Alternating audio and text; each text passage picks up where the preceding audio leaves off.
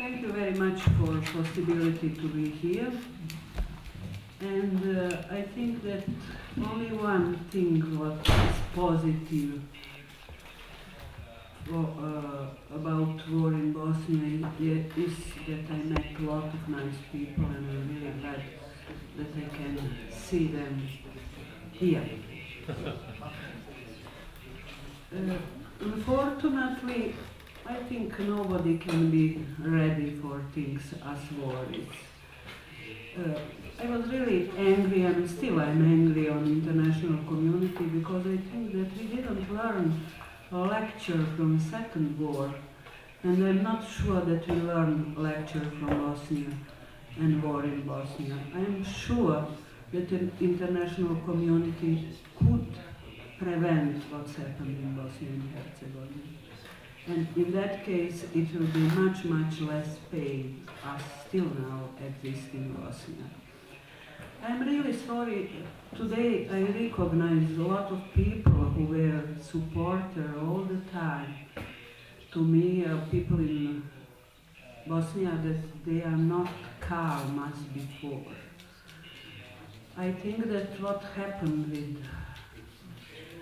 United Kingdom, it's nothing so bad, but you have to react. To wait, to be passive can cost a lot. I remember 1992, we lived really together, and nobody of us expected that something happened. Even when war started in Croatia, when I saw refugees, I told them, okay, it's not so bad. They have time to do what they want. Unfortunately, very short after that, I become refugees. And it's always, our situation is sad in Europe. I don't think that you are satisfied with what's going on. Everyone has to do what they can do. One small thing, but sometimes it really can save a lot of people of bad things. I remember when I came in Tuzla, I didn't have anything. To be refugees, it's not only lost things. You lost shop when you buy bread. Your seat when you're sitting, when you watch TV. There are so many things you lost, not material. Things who was your life. I met a lot of people who told I lost my name when I became refugees, because everyone knew you in your neighborhood, and so when you are refugees, nobody knows who I am. And I really try to do, in that situation I always told, you can be passive to read what's going on, to ask for help or wait help, or try to do something. In 1992, when I arrived in Tuzla, I was only female psychiatrist. And in Tuzla, in one period, arrived a lot of rape women, not women, even child. And I really tried to help them on way to organize my colleagues to help them, to teach them. I was supervisor, an educator and therapist in that time, and it was really hard, but I think it helped me to go on, to don't cry why I lost everything and so on. And what was really interesting, a lot of people arrived when they started to speak about rape women. But very fast they stopped to come in Bosnia and speak about rape women. What's really good in our association, I think, we continue to help them. And we still know what's going on with that women. Fortunately, in Bosnia and Herzegovina, now, after 20 years, they recognize that they are victims and they have some, it's not good relation, they got pension. And everyone, when they receive money, know that something is not, it happened, that they survive something.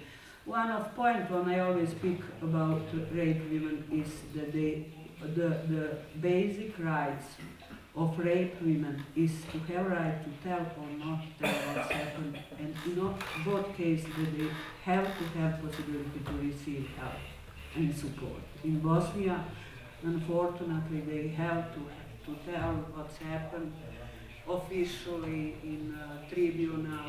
In that case, they will receive some help. Without that, no. Our association all the time, even now, 20 years after the war, support that kind of women. Second, what we are doing is to help children without both parents. They are now adults, and I'm really happy that we have a lot of them who finish university, who are really excellent persons, who don't hate even. They had very bad past. What's really problem in Bosnia still now, it's a job. Even children without both parents have a lot of problem to find job, both in Tunisia and everywhere. Unfortunately, 21 years after war is finished, we still have refugees camp in Bosnia. And I call them waiting room, because they wait. Only problem is because they don't know what they are waiting for and how long they will wait. And it's really very hard for children to grow up in one temporary space, temporary life. And we had one small project when we did one school in Bologna, where we gave to children to read Aladdin lamp. It's correct, Aladdin lamp. And children, after that they could draw what they want. And children from Bologna draw a lot of different things. Children from refugee settlement draw only house, because they have no basic space where they belong. Second problem which we have in Bosnia, I always thought that its justice exists. And I had really one hard conflict with my colleague in the US who told justice don't exist.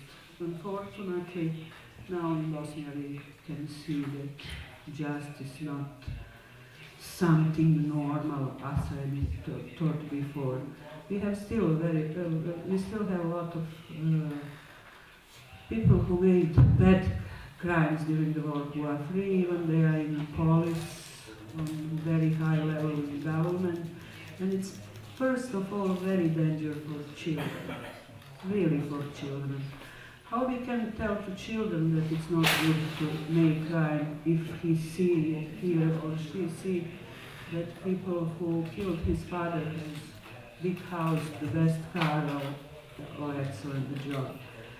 Unfortunately, I really want to speak about good things, but there is a lot of things we have to learn.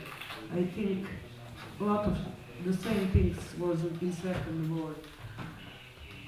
What's happened in Bosnia too.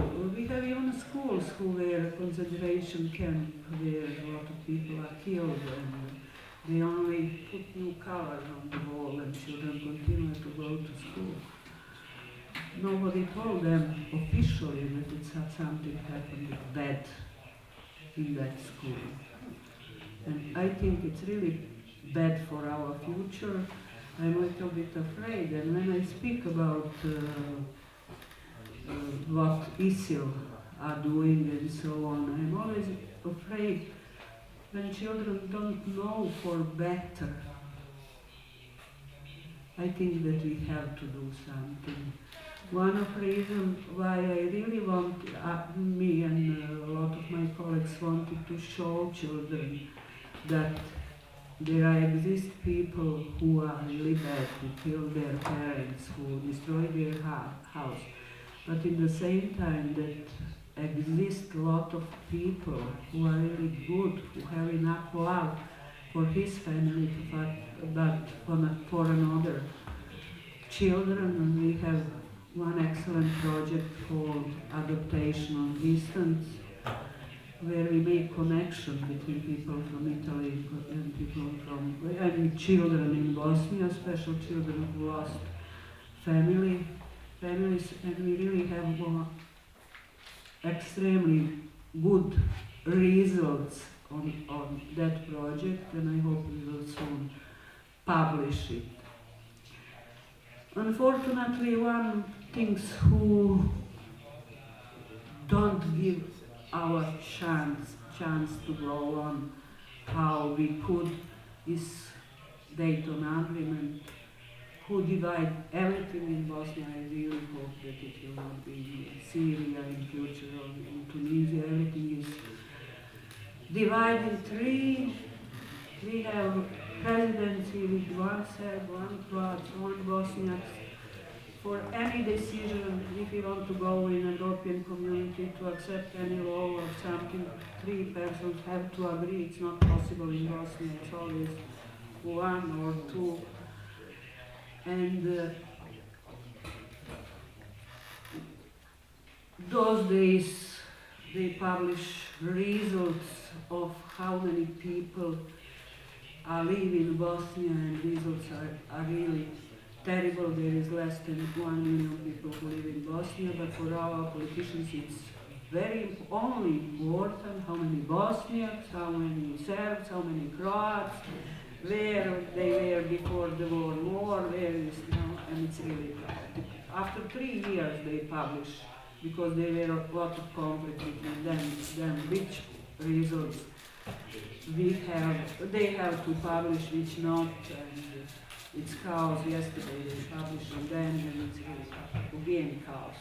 In October we will have elections, it's local elections.